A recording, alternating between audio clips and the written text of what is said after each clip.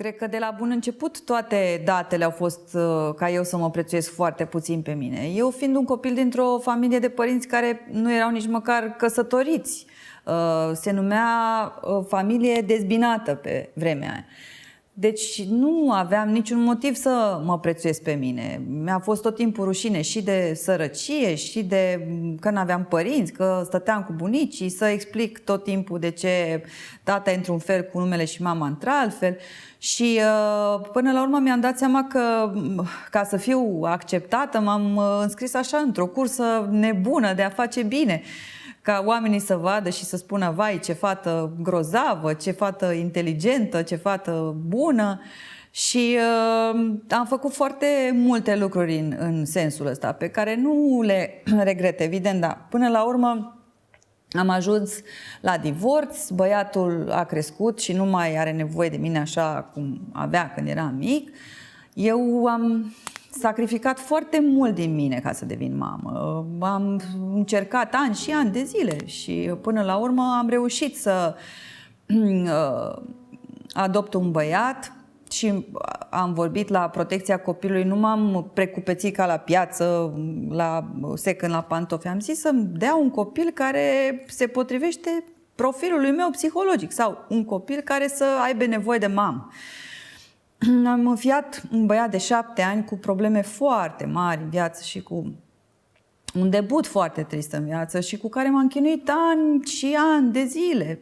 Am mers la psihologi în fiecare săptămână, la un psiholog specializat în adopții și la un psiholog specializat în copii cu traume și a fost foarte, foarte greu. Am albit în perioada aia. Eu am crezut că e o metaforă să albești, dar nu e, jur. E de ajuns să vezi că ți-a crescut numai alb la rădăcină. Albitul se produce de la un șoc puternic deodată. În fine, dacă să nu o lungesc, am renunțat a trebuit să închid pur și simplu ușa tuturor prietenilor și să le spun că și aveam mulți prieteni. Să le spun că trec printr-o perioadă foarte grea și că îi anunț eu, că nu pot să mă dăruiesc în altceva decât în asta, deocamdată. Și a fost foarte, foarte greu. Și dacă eu spun asta, înseamnă că a fost dincolo de linia roșie a celor mai mulți dintre oameni. Da, între timp, băiatul a crescut, eu mi-am dat seama că m-am risipit într-o grămadă de lucruri și nu mai eram pe nicăieri și atunci m-am decis așa am început să mă implic în comunitate. Dacă nu m-aș fi mutat la țară, probabil că nu m-aș fi implicat social, că la oraș e dolce far niente, la oraș e greu, dar nu mori din asta, da.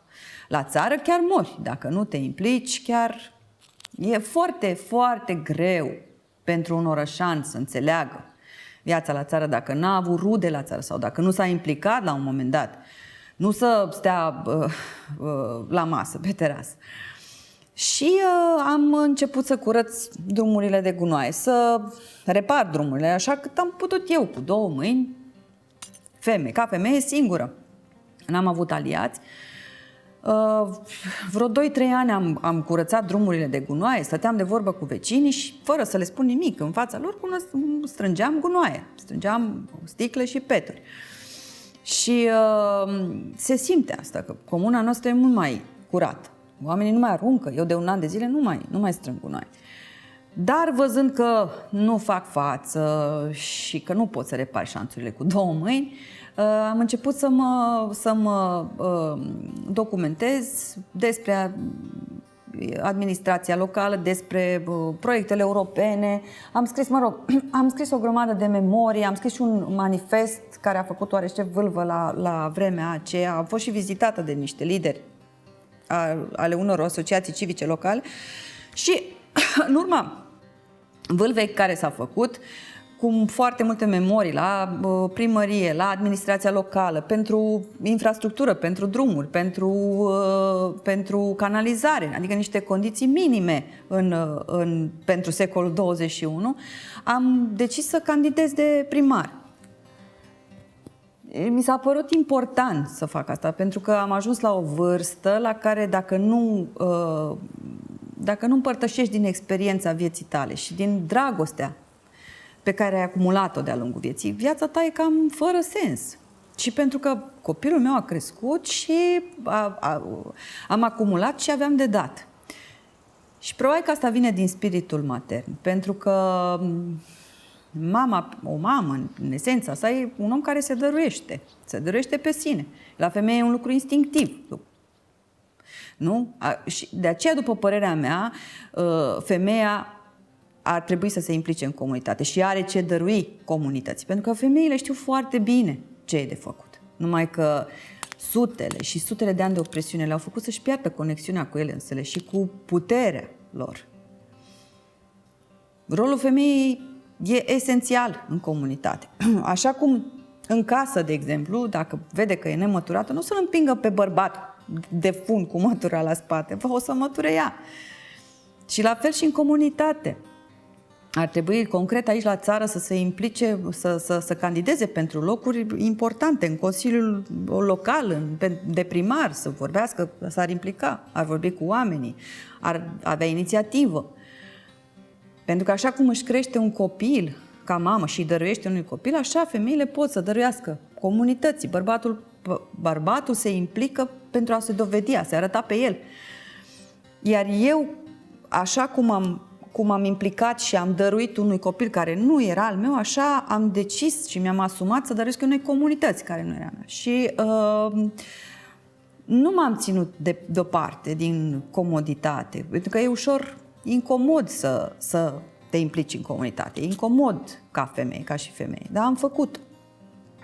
Și construind un program electoral, mi-am dat seama, eu am făcut asta cu pași, pe rând, bazându-mă pe observațiile și asupra locului. Și mi-am dat seama că programul pe care îl construisem era socialist, se adresa unui bine comun. Și atunci am atras de partea mea pătura cea mai neluată în seamă a societății. Oamenii foarte săraci, oamenii abrutizați, oamenii marginalizați. Ei au fost alegătorii mei și lor le venea foarte greu să creadă că cineva vrea să facă ceva pentru ei. Și în același timp mă puneau în gardă și îmi spuneau că o să fiu dezamăgită, că o să fiu trădată, că oamenii din partea locului sunt niște gunoaie de oameni. Și mie mi-era foarte greu, nu știam ce să fac cu asta. Auzeam de sute și sute de ore același lucru și până la urmă mi-am dat seama că oamenii ăștia vorbeau despre ei. Eu încercam să le vorbesc despre drepturi, despre drepturile civice. Și ei nu puteau să primească asta. Și am lăsat atunci, neștiind ce să fac, am lăsat să treacă valurile astea de ură a lor față de ei înșiși, prin mine. Și atunci, foarte multă vreme, am fost vedeta numărul 1. Dar în jocul ăsta a fost o luptă între bine și rău. Pentru că atunci când dăruiești din suflet, atunci emoționează, lucrurile alea emoționează, reverberează în ceilalți, numai că eu m-am întâlnit la un nivel mult mai profund cu un rău foarte mare, pe care nu-l bănuiam. Și răul ăsta, în comuna asta, era sărăcia. Adică o sărăcie indusă de către autoritățile locale, de către primar. Și atunci tot ce am făcut eu s-a lovit de moneda concretă, s-a lovit de această monedă concretă care se numește ban. Și atunci s-a năruit totul. Eu pur și simplu n-am crezut că o să pierd alegerile. Eu am fost în șoc. În noaptea când s-au numărat voturile și mi-am dat seama că o să pierd alegerile, am fost șocată. Pur și simplu n-am putut să vorbesc cu nimeni. Eu am călătorit în foarte multe, am lucrat în multe țări, cu mulți oameni din multe țări, cu țări cu țări cu tragism național mult mai mare. Poporul român suferă de lipsă de iubire de sine și până nu se va vindeca de trădarea de frate, care înseamnă lipsă de iubire de sine, nu se va vindeca ca popor. Oamenii ăștia n-au putut să facă față. Când i s-a pus milionul în palmă, s-au întâlnit cu răul din ei și n-au putut să-i facă față. De aceea eu mi-am dat seama că nu e vorba despre mine. Am stat o noapte sub plapumă, mi-am nins rănile și m-am ridicat a doua zi și am mers mai departe și m-am bucurat foarte tare. Pentru că mi-am zis, dom'le, chiar am muncit binișor cu mine dacă după o singură zi am reușit să trec peste șocul ăsta. Să ajung așa într-un final dramatic în care, după ani de zile în care am căutat validarea în ochii celorlalți, să-mi spun, dom'le, tu chiar ești grozavă, nu mai ai nevoie să te agiți atâta.